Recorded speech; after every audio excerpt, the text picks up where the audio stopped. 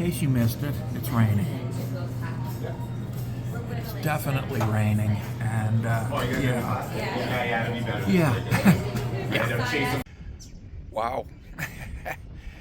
It was a week ago we were up to our eyeballs in snow, and now we're getting rain, and the snow is melting, and yeah, it's getting to be springtime.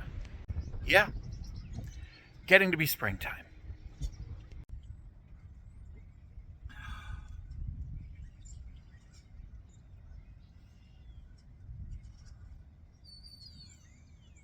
Oh, oh, oh. Good morning, ladies, gentlemen, and dare I say, others.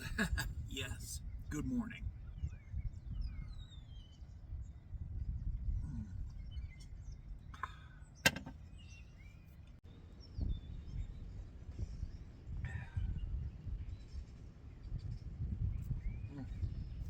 Oh, yeah, so, as I said, good morning. Recently, there has been some unpleasant noise from south of the border. A certain orange turd has been casually discussing annexing Canada. Now, as a Canadian, I do not want to be an American. If I wanted to be an American, I'd have gone there by now. I do not want to be an American. I like being a Canadian. I love being a Canadian. I get universal public health care. I have voting rights. And I live in a society where they don't sell military-grade weapons to every drunken yahoo that walks into Walmart. Yeah. Yeah.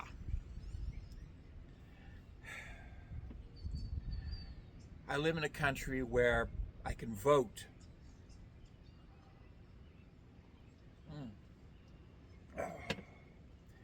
And where I can vote for a political party that actually represents me. As a proletariat worker, I don't have a vested interest in the well-being of the billionaire class.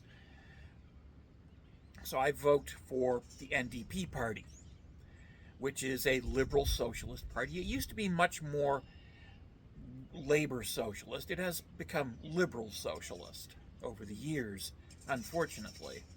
But it is the closest we have to a meaningful socialist party in this country. And it is the only voice that workers in this country have. And, well, the Americans don't even have a socialist party. There is no voice for the workers. Instead, you have two extreme right-wing conservative parties, one of them somewhat more authoritarian than the other, but both very much concerned with protecting the well-being of the rich, the powerful, and the privileged, without too much regard for the rest of us. Yeah. As a proletariat worker, I find that concerning. And I find that to be yet another very good reason why I do not want to be an American. There is literally nothing in America for us.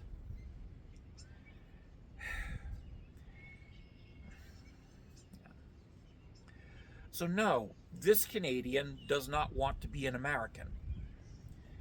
And this Canadian will, if necessary, fight to defend the sovereignty of Canada.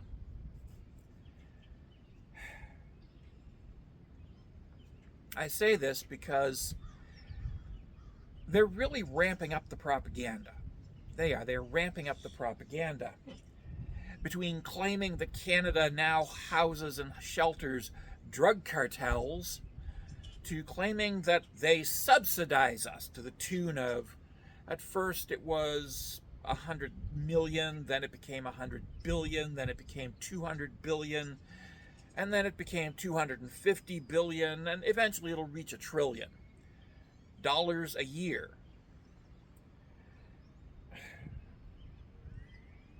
No, you don't. America has never subsidized Canada in any way, shape, or form. Indeed, quite the opposite. We have given the Americans bargain basement prices and rebates when we sell them our lumber, our oil, our iron, our uranium, our wheat, our soybeans. We give them really good deals. But that's not really what this is about. This is about the combination of old manifest destiny plus Donald J. Trump wanting abject submission from everybody. He doesn't want to be an equal partner with the rest of humanity. He wants the rest of the world on their knees groveling to him. And, well, we won't. We won't. Yeah. So let's establish something. First of all, the Canadian government has never sheltered any drug cartels. We don't have any drug cartels. We literally do not have drug cartels in this country. We don't have them. We do not send illegal immigrants to America. We don't. We have never sent illegal immigrants to America.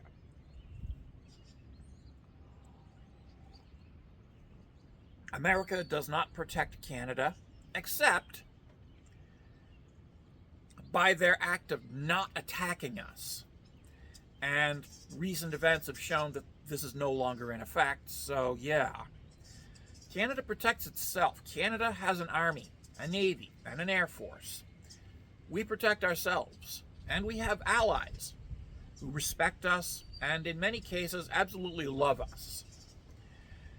There are still brothels in Holland where a Canadian soldier in a Canadian uniform walks in and he gets served for free because the Dutch love us that much. Yeah, something to think about. The Dutch love Canada.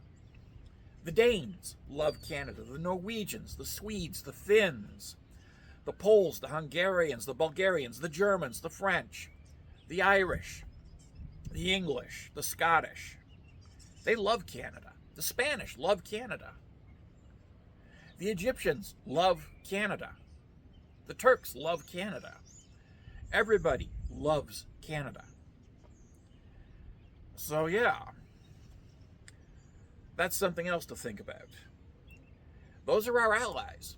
Those are the people who have committed to sending troops to protect Canada in the event that Canada is attacked by the only country that has ever threatened us. The only country that has ever threatened us. Yeah. Something to think about. And as for the imaginary subsidies, well, no. We subsidize America by giving America bargain basement prices on our oil, uranium, iron, wheat, soybeans, potash, lumber, and by allowing the Americans to come to our universities and offer our university graduates American citizenship if they'll come work in American hospitals. We allow this. We do the same thing with our engineers. Our engineers graduate and the Americans take them by the arm and say, why don't you come on down to Cape Canaveral? We'll give you an American citizenship and you can have a nice $1 million a year salary down in Cape Canaveral. We let them do that, which means that we end up with a shortage of doctors, engineers, scientists, because the Americans keep poaching them, and we let them do this. We let you do this. We let you. We let you. Yeah.